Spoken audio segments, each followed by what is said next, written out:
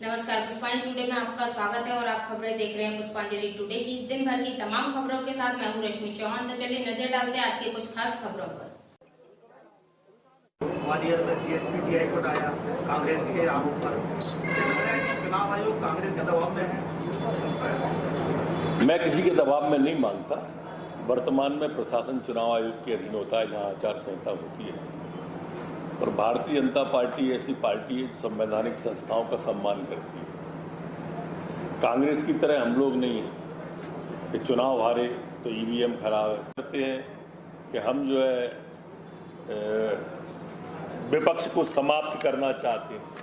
ऐसे विपक्ष को हम क्यों समाप्त करने चाहेंगे जिस विपक्ष में राहुल गांधी हमारा स्टार प्रचारक हो? उस विपक्ष को हम क्यों समाप्त करना चाहें? हमसे कहते हैं कि हम अलगाववादी बातें करते हैं। हम अलगाववादी क्या बातें करते हैं? हमारे कारण तो कांग्रेस और शिवसेना एक हो गई।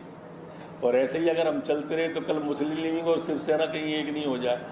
हम तो इकट्ठा कर रहे हैं। हमारे कारण ही तो तक सपा, बसपा, भाकपा, माकपा, लूट खा, बेच खा तमाम दल थे जो पश्चिम बंगाल में हाथ जोड़े खड़े थे। हमारी वजह से तो एक हो रहे हैं। टूट कहाँ रहे हैं ये लोग? इकट्ठे कर रहे हैं। स्वाभाविक रूप से हम तो एकता पैदा कर रहे हैं। हमारी वजह से नहीं, हमारी तो पार्टी है। वो हमारी भाजपा है। भारतीय जनता पार्टी में ही जयवंत सिंह जी हैं। भारतीय जनता पार्टी में ही माननीय प्रभात झा है। भारतीय जनता पार्टी में ही माननीय सिंधिया जी हैं। हम सब भारतीय जनता पार्टी के एक अंग हैं।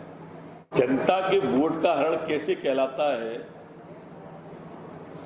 ये तो कमलनाथ जी कहते हैं झूठ नहीं बोलते। 2 लाख 10 दिन में माफ नहीं होगा तो मुख्यमंत्री बदल देंगे। 15 महीने में 45 मुख्यमंत्री, 1 महीने में 3 मुख्यमंत्री बनना थे।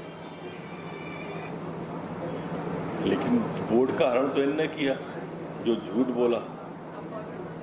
इनने कहा था नौजवान को 10 दिन के नौजवान को 4,000 रुपये महीना हर महीने देंगे। 15 महीने में 60,000 नौजवान को मिलना थे।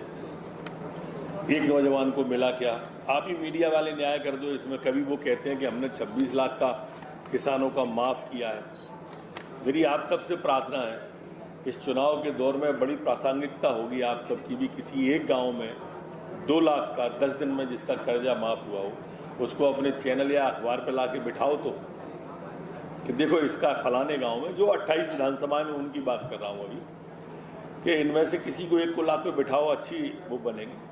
किसी नौजवान को 4,000 60,000 रुपये, 30,000, 15,000, 4,000, 500 रुपये भी मिले हों बेरोजगारी भत्ते के नाम पे, तो उसको लाके अखबार में या टीवी पे बिठा लो।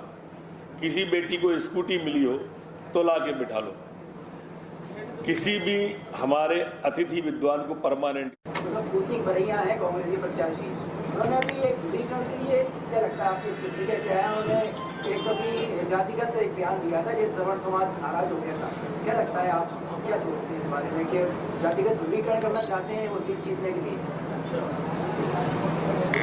जीतने के लिए वो क्या करना चाहते हैं क्या नहीं ये तो मुझे नहीं मालूम।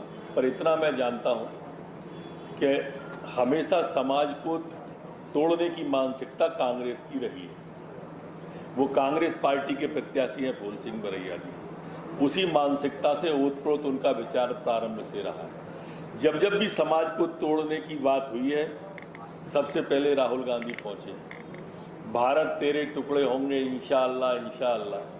भारत की बर्बादी तक जंग हमारी जारी रहेगी। अफजल हम शर्मिंदा हैं, तेरे कातिल जिंदा हैं। कहने वाले कन्हैया कुमार से सबसे पहले मिलने जाने वाला देश का कोई व्यक्ति अगर था, नेता किसी पार्टी का राष्ट्रीय अध्यक्ष, तो वो राहुल गांधी थे। हम पर आरोप लगाते हैं कि हम जो है तोड़ माफिया राज आ गया है। उज्जैन में 2 लोगों की जहरीली शराब पीने से मौत हुई है। कमलनाथ जी ट्वीट करके कह रहे हैं कि एक बार फिर माफिया राज आ गया। देखिए क्या है, कमलनाथ जी दरअसल मैंने भी 30 साल से सदन में हूं मैं। कमलनाथ जी तो अभी सरकार बनने के बाद से 30 दिन में शिवराज सिंह सीएम है, बाद में उनका हटना निश्चित है, ऐसा भाजपा के अंदर चल रहा है। और बाद में भारतीय जनता पार्टी में ऐसा कुछ नहीं चल रहा। उसके बाद 3 नाम चल रहे हैं, जैसे आपका सबसे ऊपर है क्योंकि सरकार बनाने में अहम भूमिका रही है। जो हरियाणा गए, पूरी सवाल पूछ लो। इतना बेचैन मत हो, आराम से जवाब दूंगा। मतलब कितनी सत्यता है ऐसा रत्ती भर भी सत्यता नहीं है। और पूछो। तो जिस तरीके से आपका दिखना चाहिए कई सभाओं में या संभाग में, आप देश के सीएम ने भी नेता डिप्टी सीएम बनाया जाना था, लेकिन पूरे संभाग में आप नहीं घूम रहे, केवल 2 विधानसभा तक आप। कल आ रहा हूँ ग्वालियर में मिलना, आप कल नहीं बुलार में सभा है आपका, मैं इंतजार करूंगा। है भांडेर तो मैं रोज ही जाता हूँ, मेरा दतिया जिला है। मुरैना नहीं जा रहे, भिंड नहीं जा रहे, मुरैना भी जा रहा हूँ इसी हफ्ते, भिंड भी जा रहा हूँ इसी हफ्ते। अभी मांग करने में क्या बुराई है? मांग तो की जा रही है। मांग, मैं मानता हूँ कि मांग करने में कोई बुराई नहीं। सीएम बनने की आप मांग कर रहे हैं, सीएम आप मांग किसी की भी कर सकते हो मांग करने की, मैं पक्ष में नहीं हूँ। नहीं, फिर भी आदमी की इच्छा रहती है। हाँ, इच्छा से क्या बुरा है? इच्छा तो है, काल्पनिक बातें करने में कोई बुराई नहीं है। देखो, संभावनाओं पर प्रश्न नहीं करना चाहिए, और संभावनाओं में प्रश्न किया हुआ जब समाचार बनता है तो अर्थहीन हो जाता है। आप अगर ऐसी संभावनाओं के घर के नहीं मरते तो पूरे ग्वालियर में खटिया बिछती। ये कोई है क्या? प्रश्न है क्या? संभावनाओं पे आसमान बिना खम्भे के टिकाए कहीं गिर गया तो? लेकिन ग्वालियर चंबल की जनता चाहती है यहाँ का सीएम बने, इसमें क्या बुराई है चाहने में? चाह तो सभी सकते हैं भाई। आज ये सोचोगे ग्वालियर चंबल का जो सीएम रह चुका था वो कहाँ गया है चुनाव से? दिग्विजय सिंह।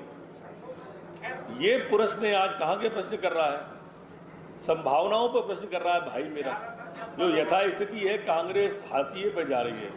कमलनाथ जी ने 4 तारीख का चार्टर प्लेन क्यों बुक कराया है, ये सवाल है। कोई ये बात नहीं कह रहा हूँ, इनका ये नीचे जन धरातल पे है ही नहीं, जो कुछ है ऊपर ही है। ग्रॉस रूट पे, माइक्रो मैनेजमेंट में कहीं है ही नहीं कार्यकर्ता।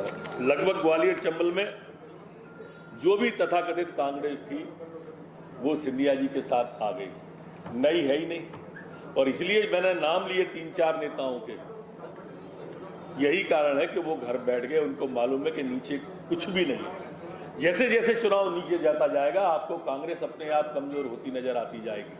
आप सबको भी, आप भी जमीन से जुड़े लोग हो, दिन रात मेहनत करते हैं आप सब, मीडिया से जुड़े लोग, आप खुद भी महसूस करना, चुनाव जैसे जैसे अंदर जाता जाएगा वैसे वैसे कांग्रेस हटती चली जाएगी। उनकी अपनी एक महत्वपूर्ण भूमिका है। वे निरंतर प्रवास कर रहे हैं, चुनावी रैलियां सभाओं को संबोधित कर रहे हैं, उनका कुछ तजुर्बा भी है। इस बीच में चुनाव के क्या हाल